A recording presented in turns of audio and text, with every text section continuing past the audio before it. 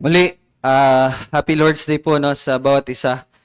At sa pagpapatuloy natin ay titingnan po natin at nawa ang Panginoon ay magbigay lakas sa bawat isa as we see the gospel dito sa parte ng Genesis 4 na atin pong binasa kanina.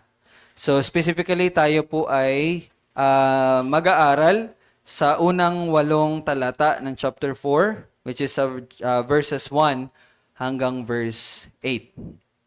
Now, ang Bataan po ay, kung nasaan tayo ngayon, ay isa sa lugar sa Pilipinas na may malalim na kinalaman sa kasaysayan ng bansa. Di ba? Specifically sa panahon po ng World War II. So, hindi lang ito tanyag dahil sa Death March, ngundi pati na rin sa kaugnayan nito sa pinaka naaalalang US Army General. Sino po yon? Si Douglas MacArthur. To be specific, si Douglas MacArthur ay tanyag sa kanyang liderato sa Pacific War noong World War II. At isa din sa tanyag sa kanya ang kanyang pangako noong siya ay pinilit na umalis ng Pilipinas pagkatapos ng tinatawag na Fall of Bataan. So, pinilit na umalis siya dito. Ano ang pangako niyang iyon? Anong sinabi niya? I shall return. Alam nyo. Ito ay sinabi niya noong March 11, 1942, nung siya ay nandun na sa Australia. At ito ay pangako niya para sa mga Pilipino. At tunay nga, bumalik siya. And the rest is history.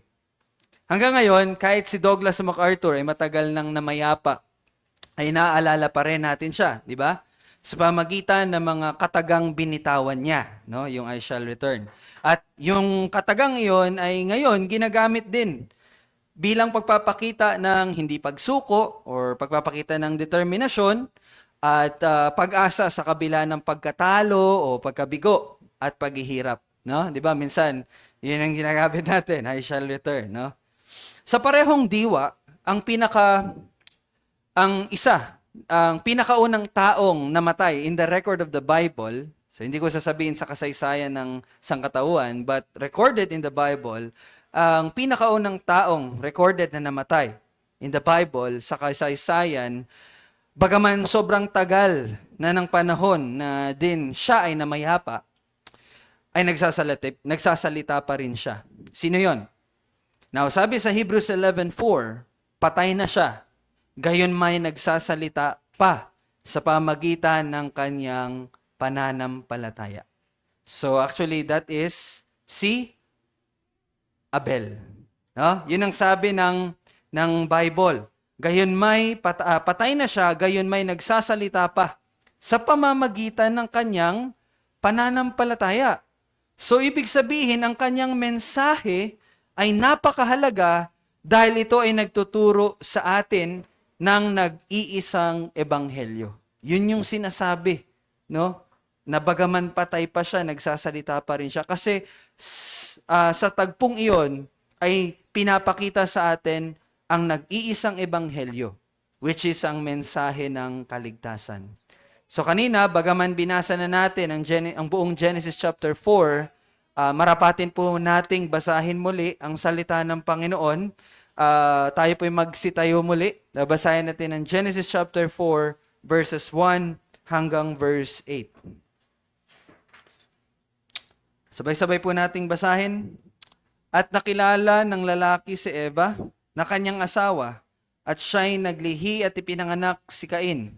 At sinabi, nagkaanak ako ng lalaki sa tulong ng Panginoon. Kasunod nito ay pinanganak niya ang kanyang kapatid na si Abel. Si Abel ay tagapag-alaga ng mga lupa at si Cain ay magbubungkal ng lupa. Sa paglipas ng panahon ay nagdala si Cain ng isang handog sa Panginoon mula sa mga bunga ng lupa. Nagdala rin si Abel ng mga panganay ng kanyang kawan, ang taba ng mga iyon, at pinahalagahan ng Panginoon si Abel at ang kanyang handog. Subalit hindi niya pinahalagahan si Cain at ang kanyang handog. Galit na galit si Cain at nagngit-ngit ang kanyang mukha. Sinabi ng Panginoon kay Cain, bakit ka nagalit at bakit nagngingit-ngit ang iyong mukha? Kung ikaw ay gumawa ng mabuti, Hindi ka ba tatanggapin? At kung hindi ka gumawa ng mabuti, ang kasalanan ang nag-aabang sa pintuan. Ikaw ang nais nito. Subalit kailangang madaig mo ito. Sinabihan ni Cain ang kanyang kapatid na si Abel, at nangyari nang sila'y nasa parang, tumindig si Cain laban kay Abel na kanyang kapatid, at ito'y kanyang pinatay. Tayo manalangin. O Diyos, kami po ay patuloy na humihingi sa iyo ng iyong paggabay sa amin. Nawa ang banal na Espiritu magpakita sa amin ng nag-iisang ebanghelyo sa pamagitan ng tagbong ito. Ituro mo po sa amin ang kahiwagahan ng iyong ebanghelyo at nawa ito'y patuloy na magpalakas sa amin. Kami din po ay iyong bigyan ng kalakasan sa aming mga pisikal na katawan.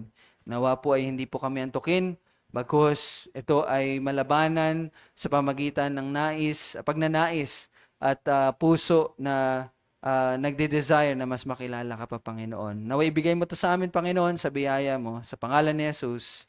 Amen. Tayo magsiupo muli. Now, sa chapter 3, tinalakay natin yung chapter 3. I think meron tayong dalawang Sundays, no? Tatlo pala, no? Sa chapter 3 ay nakita natin ang trahedya ng pagkahulog ng tao sa kasalanan. At bilang kaparusahan ay nagkakaroon ng kamatayan.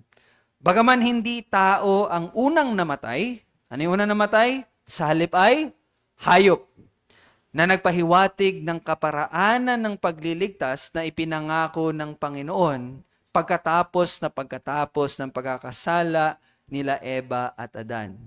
Sa makatuwid ay nakita pa rin natin ang kagandahan dahil ang Diyos ay pag-ibig at sa kabila ng kapangitan ng pagiging suwail ng tao ay nagbigay siya ng pangako ng pagliligtas. So yun po ang ating nakita sa chapter 3. Ngunit, sa pagdako natin ngayon sa panibagong kabanata, kanina, nabasa natin ang pinakaunang trahedya recorded in the Bible ng kamatayan ng isang tao.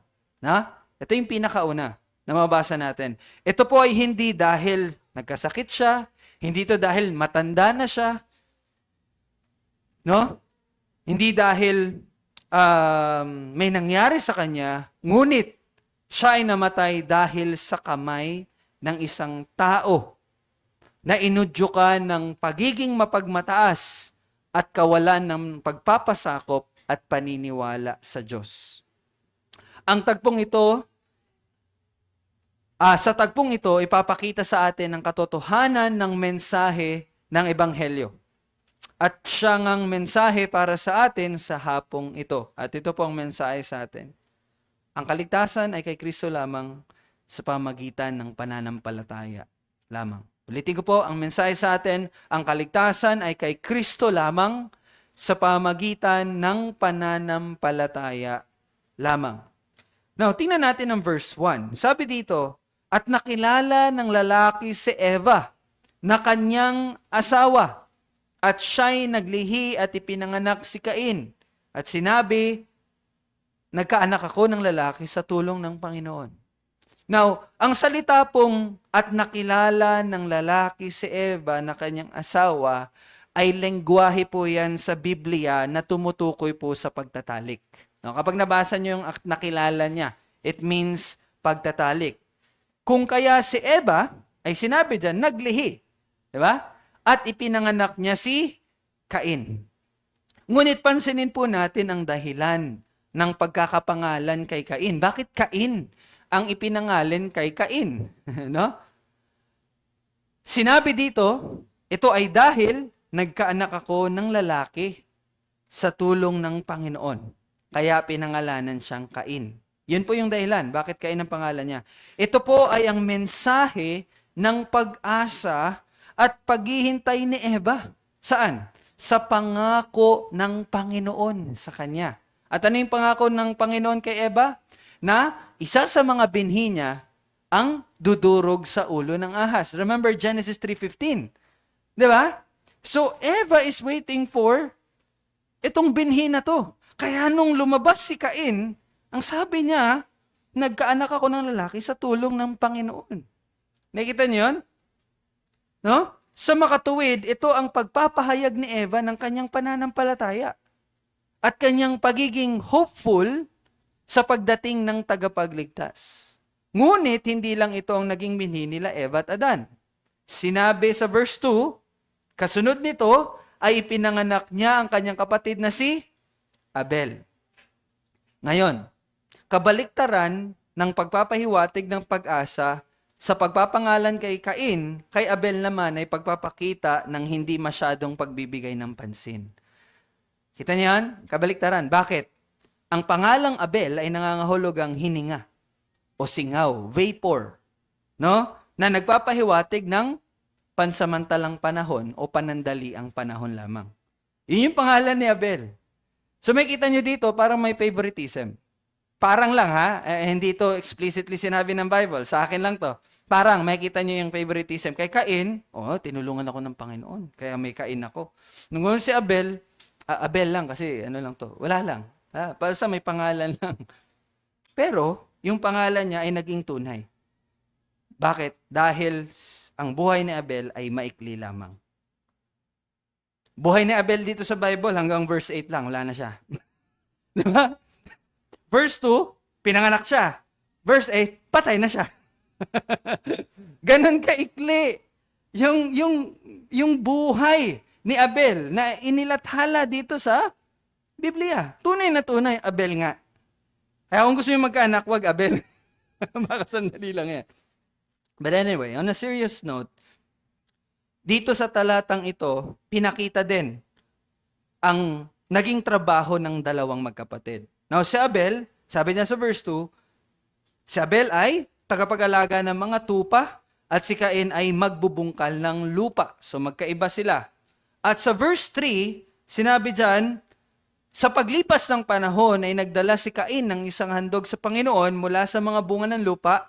Nagdala rin si Abel ng mga panganay ng kanyang kawan, ang taba ng mga iyon. So, makikita nyo dito, sa parteng ito, hindi man isinulat kung kailan o paano, pero dito sa tagpong ito ay makikita natin na inutusan ng Diyos ang mga tao na maghandog sa Kanya. Kasi even si Cain, at ganyan na rin si Abel ay naghandog sa Diyos. Hindi natin mababasa, pero maaari nating maisip na inutusan ng Diyos ang mga tao na maghandog sa Kanya. Kaya ginagawa nila ito. Okay? Now, at anong naging resulta? Patuloy natin sa verse 4.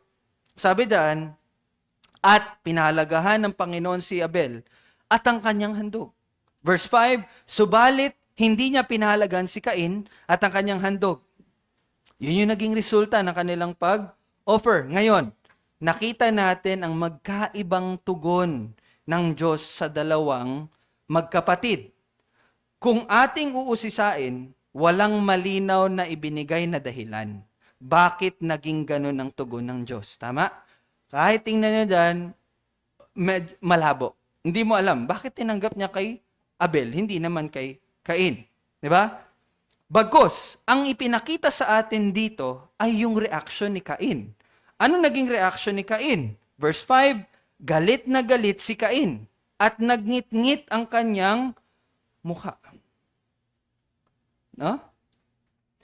At ang galit na ito ay humantong sa pagpatay niya sa kanyang kapatid na si Abel, na mababasa natin sa verse 8. Sinabi na Cain ng kanyang kapatid, sinabihan ni Cain ng kanyang kapatid, at nangyari nang sila nasa parang, tumindig sa Cain laban kay Abel na kanyang kapatid, at ito'y kanyang pinatay. Yun lang may kita natin doon. Only the reaction of Cain. Pero, malipas ang napakahabang panahon, sa biyaya ng Diyos ay binigyang linaw ang dahilan bakit tinanggap ng Diyos si Abel. Hindi lang kanyang handog, but tinanggap ng Diyos si Abel at ang kanyang handog. Sabi sa Hebrews 11:4, sa pananampalataya, si Abel ay nag-alay sa Diyos na higit na dakilang handog kaysa kay Cain.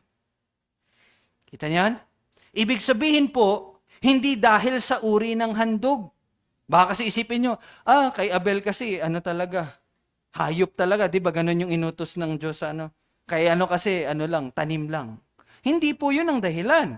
Bagkus, ang dahilan nito kung bakit tinanggap ng Diyos si Abel at ang kanyang handog ay sa pamamaraan ng kanyang paghandog. Yun ang dahilan. At iyon ay sa pamagitan ng pananampalataya. Narinig niyo po yun? Marami na ang taong lumipas mula noong si Abel ay namatay.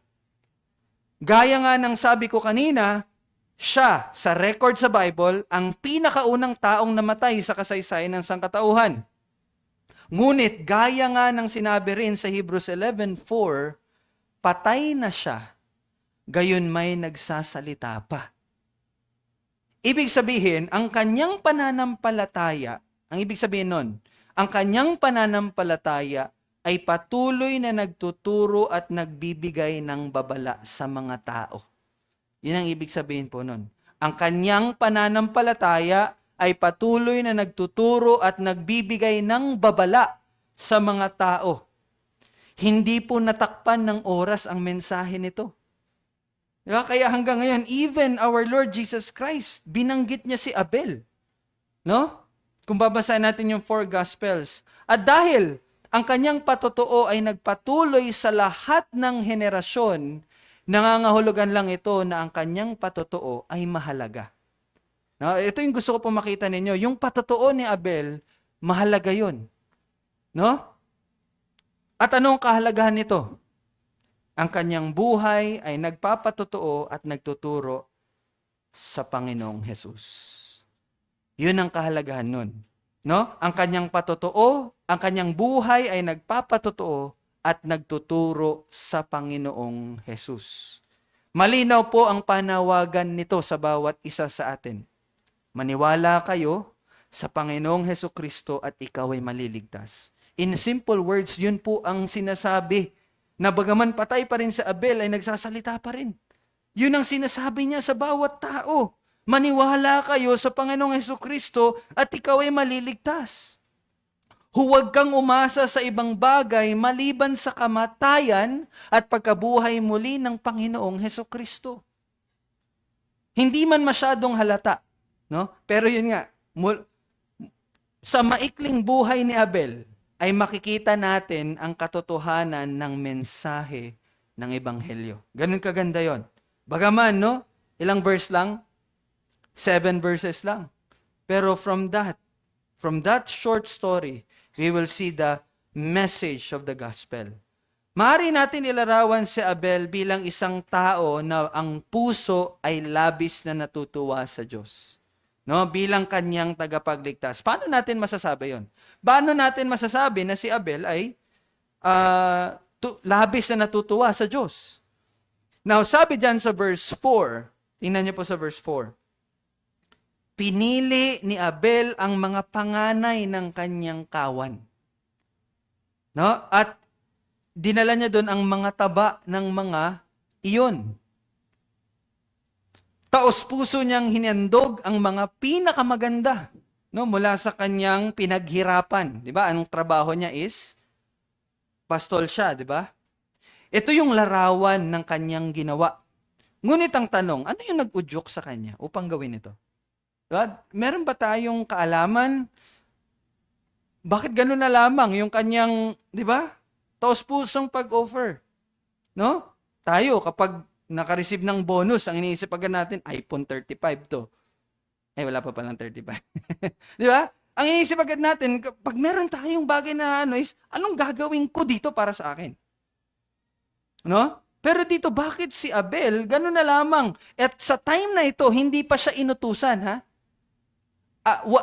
Wala pa yung malinaw na pag-uutos ng Diyos, 'di ba?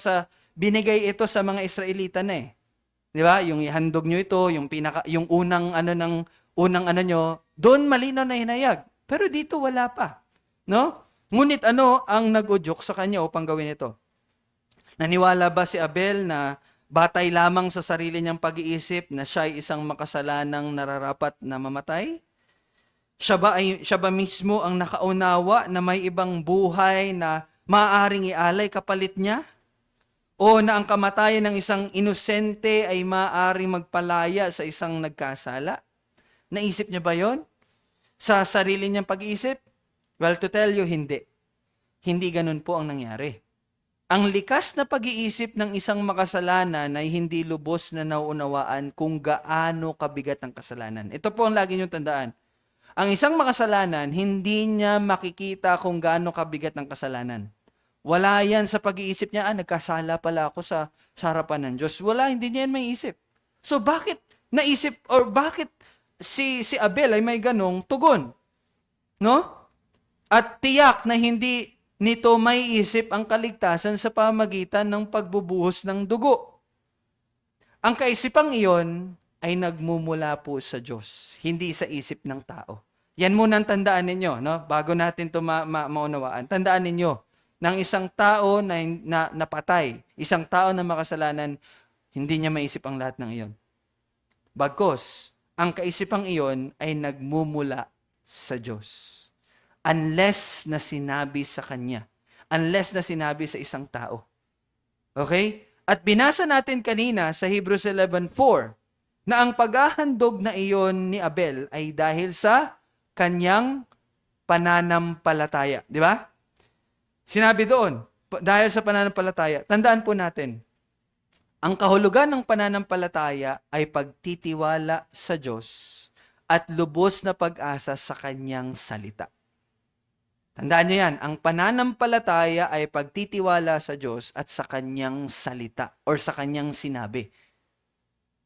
Ibig sabihin po, ang Diyos ay nagsasalita, ang pananampalataya naman ay nakikinig dito. Okay? Ang pananampalataya ay naniniwala dito. At ang pananampalataya ay sumusunod dito. Ganun po ang imahe nun, ang larawan nun. God speaks, faith listens. God speaks, faith believes. God speaks, faith obeys. Sa makatuwid po, magkakaroon lang, tandaan niyo to, magkakaroon lang ng pananampalataya kung may katotohanang inihayag ang Diyos. Doon lang magkakaroon ng pananampalataya. Hindi yan, hindi mo narinig kung anong salita ng Diyos, pero sabi mo, naniwala ako sa Diyos. Hindi pwede mangyari yun. Tandaan nyo, magkakaroon lang ng pananampalataya kung may katotohanang inihayag ang Diyos. At ito ay lubos na umaasa sa pangako ng Diyos. At nakikinig lamang doon sa sinabi ng Diyos. So, kung walang pagpapahayag ng katotohanan ng Diyos, walang pananampalataya. So, how come Abel? Paano nagkaroon ng pananampalataya si Abel? Next week. Di ba? Paano siya nanampalataya? At dahil si Abel ay sinabing naghandog sa pamagitan ng pananampalataya, therefore, masasabi natin na sumusunod siya sa malinaw na ipinahayag ng Diyos. Okay? Dahil si Abel ay sinabi sa Hebrews 11:4, naghandog sa pamagitan ng pananampalataya, therefore, masasabi natin na sumusunod siya sa malinaw na ipinahayag ng Diyos. Hindi man nakarecord, pero it is certain and it is sure na siya ay sumunod sa malinaw na ipinahayag ng Diyos. Kasi nga, ginawa niya yon sa pananampalataya. Mga kapatid, ang pananampalataya po, hindi po yan bulag. Meron niyang pinaniniwalaang katotohanan. Okay? Now, nakakatulong ito upang maunawa natin kung ano ang nangyayari sa puso ni Abel. Maari, hindi man recorded, pero pwede na ikinuwento sa kanya ng kanyang mga magulang ang kanilang kakilakilabot na pagbagsak sa kasalanan at kung paano nila sinuway ang Diyos. Pwede yun. Pwede nangyari yun. Dahil dito, alam ni Abel na siya ay isinilang na isang makasalanan. Ngunit, maaring hindi lang doon nagtapos ang kwento ng kanyang mga magulang. Siguro ay buong pasasalamat din nilang sinabi sa kanya na ang Diyos ay nangako ng kapatawaran na may darating na manunubos. You see? Isang makapangyarihang magliligtas na magbibigay ng kanyang sariling buhay at dudurog sa ulo ng ahas. It is, hindi man sinabi, pero maaari. And there's a greater chance na sinabi yon ng kanilang mga magulang. Maaring itinuro rin nila kay Abel na ang Diyos ay nagtakda ng isang banal na gawain upang palakasin ang pananampalataya at ituro ang darating na handog na sakripisyo. Kaya nag-alay si Cain at si Abel. Yun yung pinapakita nun. Ito yung naging Biblia ni Abel. That's Abel's Bible. Yung sinabi ng kanyang mga magulang. Mula rito, natutunan niya ang pinakapuso ng mensahe ng kaligtasan. Okay? 'Di ba? Kung matatandaan niyo, last Sunday, a few Sundays, pinakita doon ang pangako. And pinakita din doon ang kaparaanan, 'di ba? Yung kamatayan nung hayop na ginawang pandamit, yun ay nagpapakita ng kaparaanan ng pagliligtas. So, again, maaring iyon ang natutunan ni Abel. No, ang pinakapuso ng mensahe ng kaligtasan na may ipapadala ang Diyos at ito ay mamamatay para sa kanila. Kasi pinakita na sa Genesis 3. No? At hindi siya nag-alinlangan dito o hindi niya ito tinanggihan. Bakos buong-buo niyang pinaniwalaan ang pangako ng Diyos at mahigpit niyang pinanghawakan ito bilang kanyang pag-asa sa buhay na walang hanggan. Kahit sa mga panahong ito, bagaman hindi pa ganun kalinaw ang ebanghelyo, nakita na ni Abel ang darating na tagapagligtas. Kaya nga, sa pananampalataya, siya ay tinanggap ng Diyos. Mga kapatid, wala na pong ibang meaning ang pananampalataya. It's only believing in Jesus Christ. At nakita yun ni Abel. Nakita yun ni Abel. Hindi niya man alam na ang pangalan ay Jesus, pero nakita niya na may darating na tagapagligtas na ipinangako ng Diyos in Genesis 3:15. Si Abel ay puspos ng pananampalataya. Sa halip na tumingin sa kanyang sarili, tumingin siya sa isang higit na dakila. Naniniwala siya na sa langit ay merong tagapagligtas na handang magdala ng kagalingan at kaligtasan. Yun ang hinihintay niya. No? At sa dugo ng kanyang hinandog, di ba naghandog si Abel? Sa dugo ng kanyang hinandog, nakita niya ang pangako ng darating na dugo na lubos na maglilinis sa kanya. At anong dugo yun? Ang dugo ng tagapagligtas. Kaya sinabi sa Hebrews 11:4, sa pananampalataya, siya naghandog. Kapag naririnig niyo yung sa pananampalataya, siya naghandog, hindi iyon paghandog na Diyos, totoo ka nga, hindi. But yun ay paghahandog na Diyos, itong paghahandog na ito ay sumisimbolo doon sa pagliligtas at sa kaligtasan na darating. Kaya siya ay tinanggap ng Diyos. At hindi lang siya puno ng pananampalataya, siya rin ay puno ng pag-ibig. Bakit? Yung pag-ibig na yon ang nagpabago ng kanyang buhay. Paano mo nasabi rin na nabago ang kanyang buhay? 7 verses nga lang yun, di ba? Bakit ko po nasabi yon? Dahil walang sino man ang tunay na nagtitiwala sa gayong dakila at nakamamanghang awa na mananatiling hindi magnanais na mamuhay para sa Diyos na naligtas sa Kanya. Ulitin ko po. Walang sino man. Okay? Walang sino man ang tunay na nagtitiwala sa gayong dakila at nakakamanghang awa na mananatiling hindi magnanais na mamuhay para sa Diyos na ligtas sa Kanya. In simple words, kung ikaw ay tunay na nakakaunawa kung gaano kadakila ang biyayang ibinigay sa iyo ng Diyos, tiyak na ibibigay mo ang lahat sa Kanya bilang pasasalamat. Kita niyo yan? Kung ikaw ay tunay na nakakaunawa, kung gaano kadakila ang biyayang ibinigay sa iyo ng Diyos, which is ang kaligtasan, tiyak na ibibigay mo ang lahat sa Kanya bilang pagpapakita ng iyong lubos na pasasalamat. Ganun po yun. Ganun ang nangyari kay Abel. Yung pag-ibig ng Diyos na yun ang nag-udyok sa kanya na magbago. Kaya ganun na lamang ang pagkagalak ni Abel na ibigay kung ano man yung best na meron siya. Ganun ka din dapat. Makikita sa buhay ang pananampalataya. And we saw that in Abel.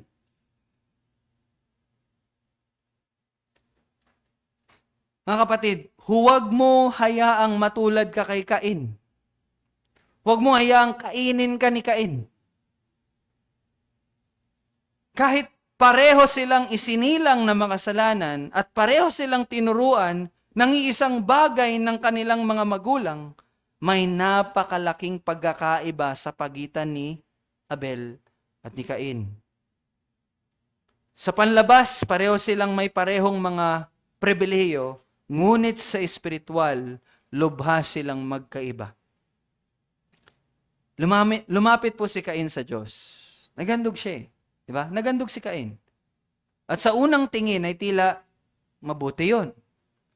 Ngunit ang hinandog niya ay bunga lamang ng lupa. Now again, it's not about the offering. Sa panlabas ay mukhang katanggap-tanggap.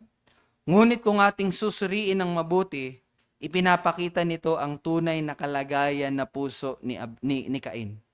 Ano yon? Ang kanyang pagsamba ay hinubog ng sariling desisyon. Sariling desisyon.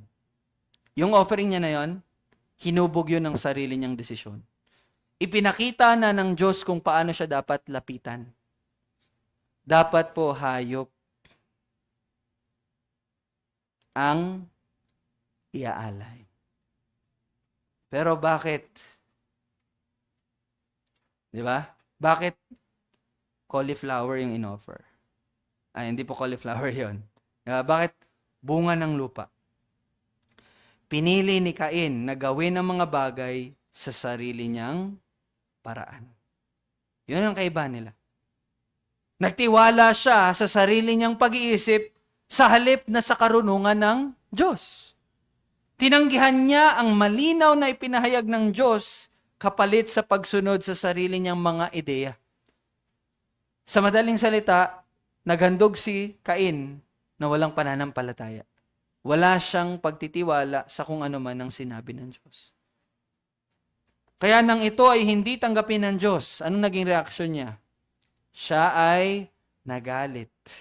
Ito ang pagmamataas na makikita rin natin sa ating kasalukuyang panahon. Makikita natin yan ngayon. Marami sa mga tao ang nag-iisip na sila ay tatanggapin ng Diyos ayon sa sarili nilang pag-iisip at ideolohiya. Kahit na hindi nila masusing inaalam ang katuruan ng Biblia.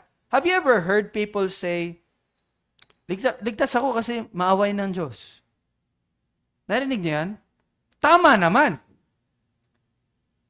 Pero yung kabuuan ng mensahe na kung ipapa-explain mo yun sa kanila, mali yung pag-iisip nila. And maraming taong magsasabi, God will accept me because I am born this way. Or, God will accept me just the way I am. Di ba? Ganun, katulad ni Cain. Tatanggapin ito ng Diyos. Kahit hindi yun ang sinabi ng Diyos. Di ba? At ang resulta nito, makikita natin sa buhay nila, ang buhay na patuloy na pagsalungat sa Diyos. Now, halimbawa nito, yung LGBTQ community. Pinagpipilitan nila na ang Diyos ay pag-ibig. Di ba?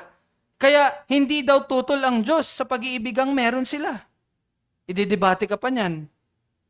Di ba mapagmahal, Kristiyano ka, dapat mapagmahal ka. O dapat tanggapin mo kung ano kami. Kasi yun yung definition nila ng pag-ibig. No? Totoo po, ang Diyos ay pag-ibig, ngunit hindi sa paraan na iniisip nila. Or hindi sa paraan na iniisip natin. At dahil dito, sila po ay napapahamak. Now, para din sa atin, huwag po tayong tumulad sa pag-iisip ni Cain na maaari kang lumapit sa Diyos sa pamagitan ng iyong sarili. Hindi po talaga. Cannot be. Cannot be po yon. Itinatag na ng Diyos kung paano nararapat lumapit sa Kanya. At iyon ay sa pamagitan ng Kanyang isinugo. Iyon ay sa pamagitan ng Kristo. Iyon ay sa pamagitan ng tagapagligtas at iyon, sabi nga ni Pablo, sa makatuwid ay si Jesus. Kaya po mga kapatid, lagi nating tingnan at pakinggan ang patotoo ni Abel. Ito yung testimony ni Abel. Siya ay tinanggap ng Diyos dahil sa pananampalataya. Hindi dahil sa inoffer niya, hindi dahil sa mabait siya, hindi dahil sa nagagalak siya sa Diyos. Tandaan niyo po, tinatanggap ng Diyos ang isang tao dahil kay Kristo lamang. Hindi dahil sa kung ano yung ma-offer mo, magagawa mo. Or hindi dahil sa mga hindi mo ginagawa. But ito ay dahil lamang kay Kristo sa pamamagitan ng pananampalataya. Nanampalataya siya sa itinuturo at ipinapahiwatig ng handog na kanyang ibinigay sa Diyos. Yun yung pinaniwalaan niya, yung pinapakita ng paghandog niya. Iyon ay ang katotohanan na kailangan niya ng kahalili upang mamatay para sa kanya. Nakikita niyo po yun? Yung paghahandog niya yon sa pananampalataya, pinapakita nun na naniniwala siya na I cannot save myself. Kailangan ko ng sacrifice para sa akin. Yun ang ibig sabihin nung tinanggap ay sa pananampalataya, inihandog niya. Alam niya ano yung mensahe ng paghahandog niya. At iyon ay merong ibibigay ang Diyos na kordero na siyang papaslangin on behalf of Him.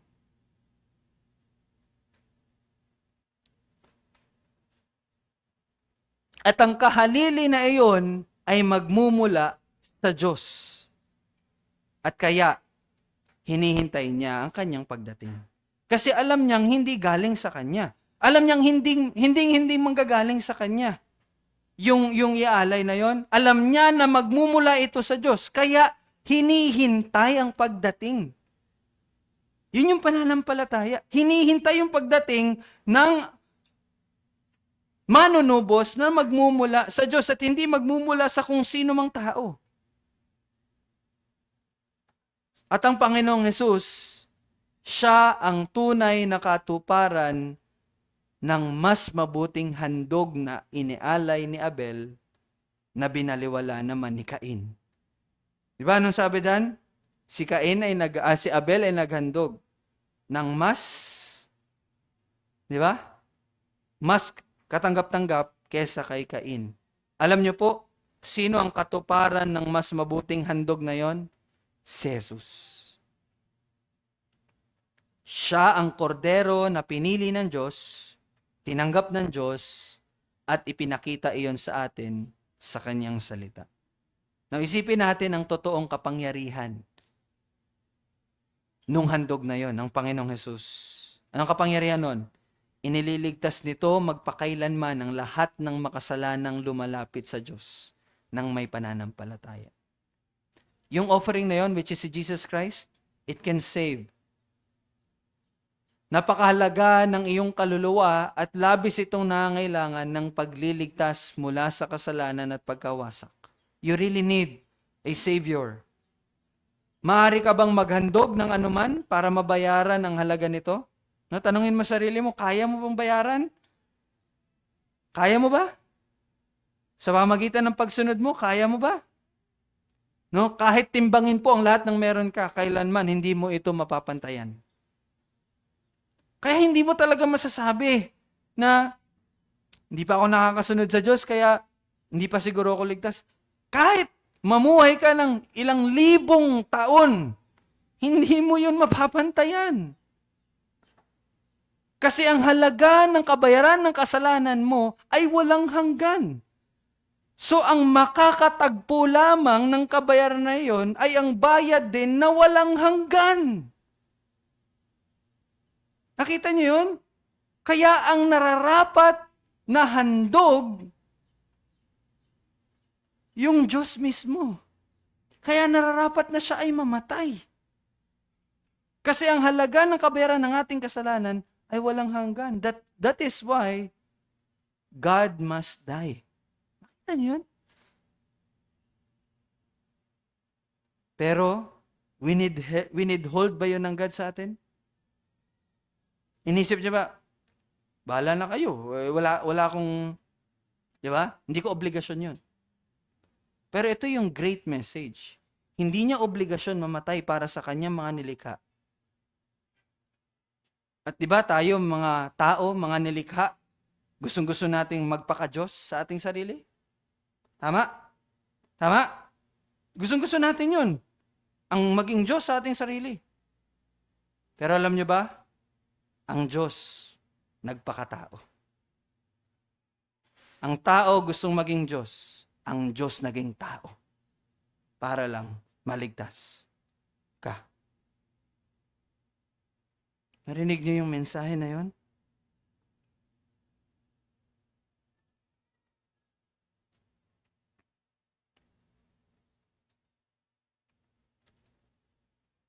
Ang mas mabuting handog ay ang Panginoong Hesus. At hindi ito masukat. Kasi ang halaga nito, eternal. Ihandog mo ito ng may pananampalataya. Yun ang iharap mo sa Diyos. Yung handog na siya mismong nagbigay. Pag lumapit ka sa Diyos, huwag kang magdala ng offering na galing sa iyo. Pag lumapit ka sa Diyos, ihandog mo yung sakripisyong ibinigay niya na. At yun ay ang Panginoong Hesukristo. At kung ikaw ay lalapit sa Kanya, na yun ang hawak mo, ikaw ay maliligtas. Tatanggihan mo ba to gaya ni Cain? Kung tatanggihan mo, tandaan mo to, hindi mabilang ang iyong mga kasalanan. Mas marami pa kaysa sa buhangin ng tabing dagat ang iyong kasalanan. Ngunit bawat isa ay kailangang patawarin or else hindi ka makakapasok sa langit. At hindi mo maibabalik ang nakaraan para maalis ang mga kasalanang iyon. Ngunit maaari mong tanggapin ang mas mabuting handog. At yun ay ang Panginoong Hesukristo. Yung mabuting handog na yon, ang mas mabuting handog na iyon, nililinis nito ang lahat ng kasalanan. Pinapatawad nito ang bawat pagkakamali mo. Ginagawang dalisay ang may sala at binabago ang kahit na pinakamakasalanan tungo sa ganap na kabanalan. Ganon ang kapangyarihan nung mas mahalagang mabuting handog na iyon, ang Panginoong Hesukristo. Ang kapangyarihan nito ay kaya kang gawing walang dungis sa harapan ng Diyos. Kaya kung nais mong mamuhay kasama ang Diyos, huwag mo itong tanggihan. Tandaan mo, iisa lamang ang handog. Inialay na po ni Jesus ang handog na yon. At alam mo ano yon? Ang kanyang sarili. Isang beses lang upang iligtas at gawing banal ang lahat ng mananampalataya. Kung binabalewala mo ito ngayon, maaring hindi mo na muling matagpuan ang katulad nito. Kaya nga, anong sabi ng propeta? Today is the day of salvation. Huwag mo na itong palampasin. Pakinggan mo ang tinig ni Abel. No? Pakinggan mo ang tinig ni Abel na tumatawag sa iyo ngayon, papunta sa iisang dambana ng kaligtasan. Huwag kang lumayo hanggang sa tunay mong masabi, ako'y nagagalak sa Panginoong Hesukristo. Tinatanggap ko siya bilang ang mas mabuting handog. At yun lang ang katanggap-tanggap sa ating Diyos. Ito po ang mensahe ng Panginoon. Let us pray. Our Father in Heaven, maraming salamat po sa iyong salita. Maraming salamat sa pagpapaalala at pagpapakita sa amin ng ebanghelyo sa tagpo na si Abel ay namatay.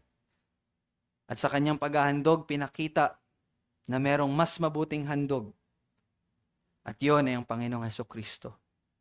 Tulungan mo kami, O Diyos, na mas maging malinaw ito sa amin at sa biyaya mo, natanggapin namin ang Panginoong Hesukristo na siya lamang ang aming katiyakan At hindi lang katiyakan, siya lamang ang aming kaligtasan. Salamat sa biyaya mo ito, Panginoon, at ikaw po ang maluwalhati. Ito aming panalangin sa pangalan ni Jesus. Amen.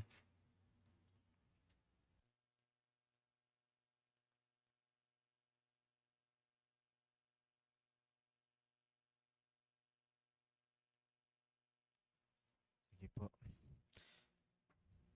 Tayo po'y tumayo muna at kakanta po tayo ng himno.